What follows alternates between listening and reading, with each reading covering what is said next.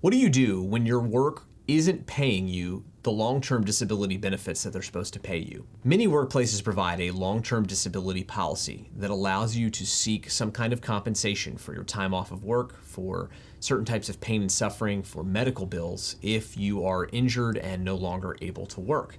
These policies generally govern not just a situation where you're hurt on the job, but also situations outside of work or that are beyond your control related to illness, sickness, sports injuries, or other things that would result in you not being able to work for a living anymore.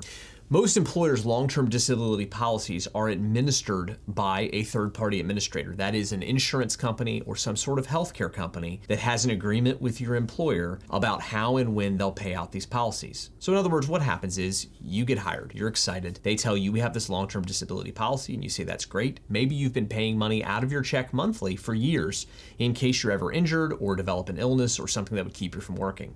Suddenly, one day, your FMLA or short-term disability turns into long-term disability, and you realize, I'm not going to be able to go back to work, or at least not at the same level that I was doing before. And suddenly, you find yourself fighting with an insurance company that's saying, we don't really think you're disabled. These disability policies can be very complicated. They require you to go through an internal process with the insurance company first to justify your disability. They may ask for medical records. They may ask to talk to your doctors. They may ask you to release information to them, and they go talk to your doctors and get information that you haven't even seen. In these situations, it can be very frustrating, and it's important for you to talk to a lawyer about your long-term disability.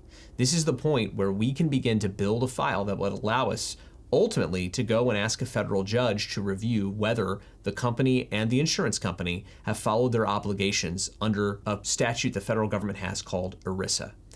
We won't cover all the details of ERISA here today, but if you're going through the long-term disability process, it's really important for you to get a lawyer involved. An attorney who handles these types of matters can help you to figure out what your next steps are and what your rights are to defend.